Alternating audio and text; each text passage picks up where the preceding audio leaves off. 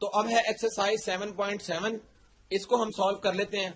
थोड़ा सा different questions हैं पिछली एक्सरसाइज की निस्बत। तो एक्सरसाइज 7.7 का क्वेश्चन नंबर 1 हम सॉल्व करते हैं। If sample spaces is equal to, ये ब्रैकेट में लिखा हुआ है 1 2 3 4 5 और 9 तक। इवेंट ए का उसने लिख दिया 2 4 6 8 एंड इवेंट बी है 1 3 5। Find probability of A union B. अब गौर करें, हमने इसको किस तरह से लिखना है। जब भी प्रोबेबिलिटी के क्वेश्चन हम सॉल्व करेंगे, हमारे पास हमने इसको एन ऑफ एस से लिखते हैं, जो टोटल सैंपल स्पेसिस या टोटल जो होती है आउटकम्स, वो हो गया एन ऑफ एस। तो वो कितनी है, 1 से लेकर 9 तक, यानी टोटल आ गई 9। इवेंट ए, इवेंट ए के लिए हम एन ऑफ ए लिख लेते हैं, और ये टोटल कितनी है 2 4 6 8। तो 2 4 6 8, इसको हम लिखना चाहें तो ये 4 आ जाएगा टोटल। एन ऑफ बी कितनी है, वो है 1 3 5। इसका मतलब है कि ये 3 आ गया, इसके टोटल नंबर 3 है।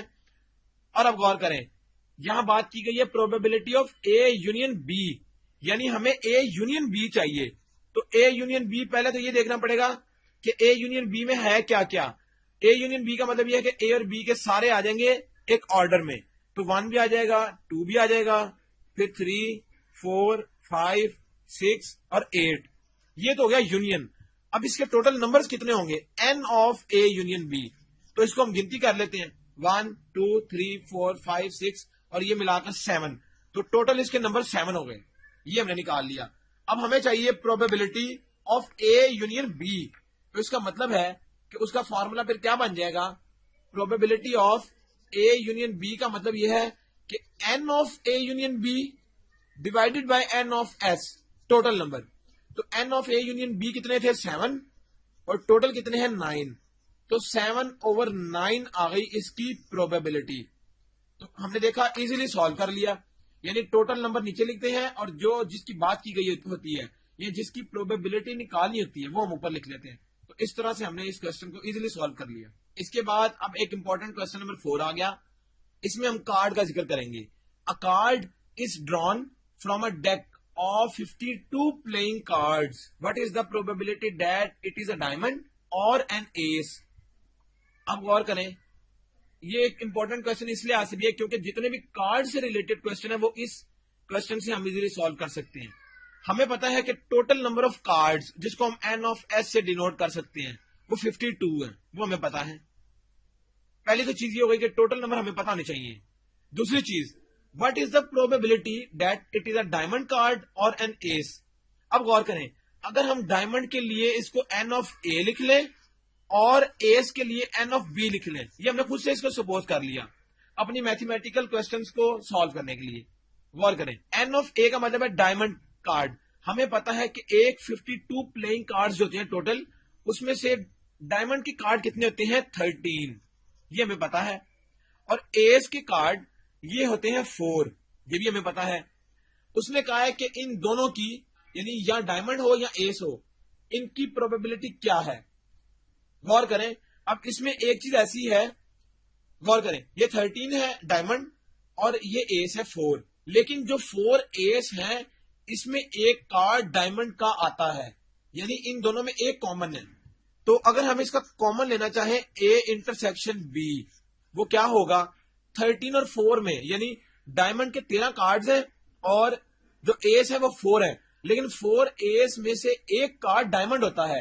तो इसका मतलब है कि इन दोनों में से एक आ गया इसका इंटरसेक्शन, 1 कार्ड। तो फॉर्मूला ये है कि P of A union B, यानी हमने ए यूनियन बी बताना है। तो ए यूनियन बी का फॉर्मूला हमने पढ़ा था एन ऑफ ए, या इसको हम P ऑफ ए भी लिख सकते हैं। Probability for A plus probability for B minus probability of A intersection B.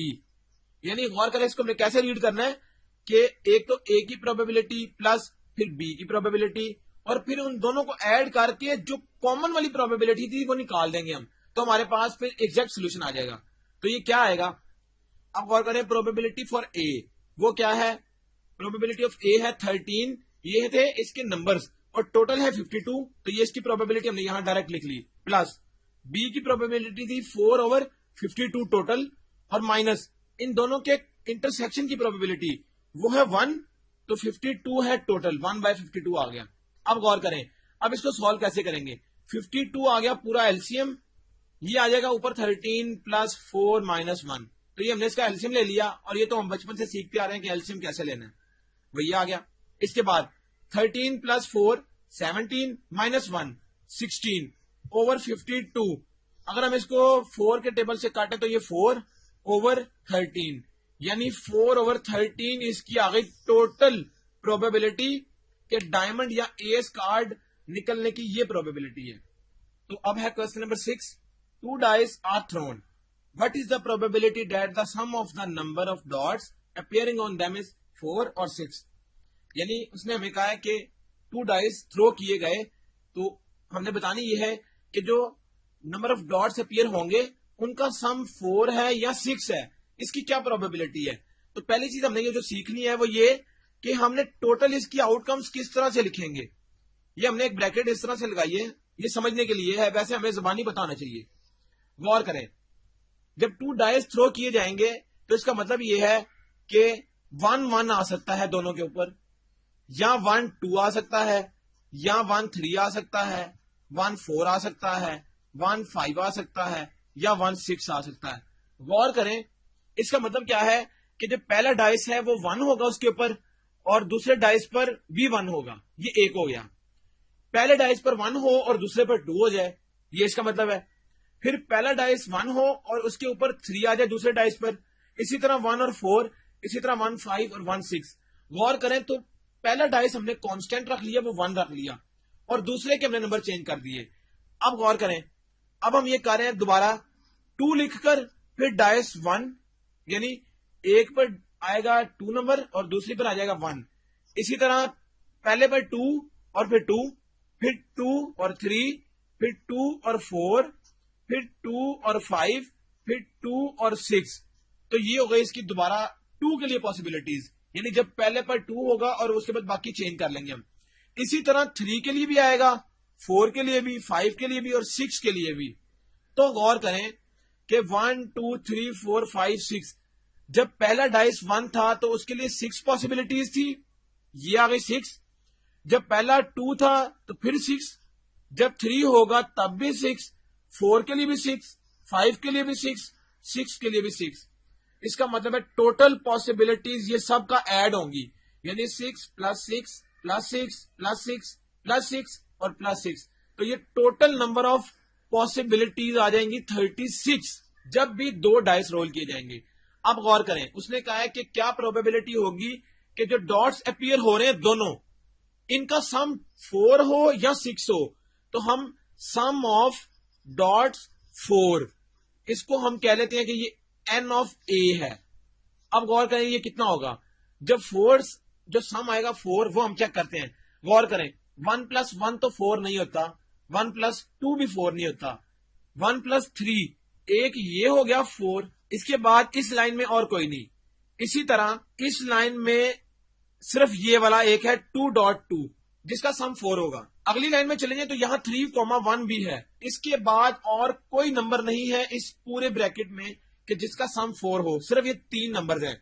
इसका मतलब है n ऑफ a हो गया 3। अब हम बात करते हैं सम ऑफ डॉट्स 4, 4 तो हो गया, तो अब 6 की बात कर लेते हैं, इसको हम n ऑफ b कह लेते हैं। तो सम आना चाहिए 6। अब वो कैसे आएगा, गौर करें, 1 + 1 तो 2 होता है, ये 6 नहीं, इसका भी सम 6 नहीं, ये भी नहीं, ये भी नहीं, सिर्फ ये एक ऐसा नंबर है जिसका सम इस लाइन में 6 है, वो है 1,5। उसके बाद अगर हम देखें तो 2,4 इसका सम भी 6 है। इसके बाद अगर हम देखें यहां पर आएगा 3,3 इसका सम भी 6 है। फिर आएगा 4,2 यहां पर, इसका सम भी 6 है। फिर आएगा 5,1 इसका सम भी 6 है। इसका मतलब है इसके अलावा और कोई ऐसा नंबर नहीं है, पेयर नहीं है कि जिसका सम 6 हो। तो 1 2 3 4 5 इसका हो गया 5। अब गौर करें, अगर हमने प्रोबेबिलिटी निकालनी है 4 के लिए, यानी सम 4 हो, तो वो आ जाएगा P ऑफ A, वो क्या आ जाएगी 3/टोटल 36, तो 1/12 इसका आंसर आ गया। इसी तरह P ऑफ B वो क्या होगा, इसके लिए ये 5 थे टोटल, तो 5/36, तो ये 5/36 ही रहेगा। अब हमने बात की थी या 4 या 6, यानी दोनों दोनों ऐड करके हमने टोटल प्रोबेबिलिटी बतानी है। तो टोटल की प्रोबेबिलिटी होगी P of A union B, यानी दोनों आ जाएंगे, शामिल हो जाएंगे। तो P of A plus P of B, और इसमें कोई भी कॉमन नहीं, तो इसलिए इसमें से माइनस कुछ नहीं होगा। ये पिछले क्वेश्चन को हमने इसके साथ कंपेयर कर लिया। अब गौर करें, P of A plus P of B, ये आंसर क्या देगा? इसका आंसर अगर हम निकाल लें तो वो यहां पर हम निकाल लेते हैं।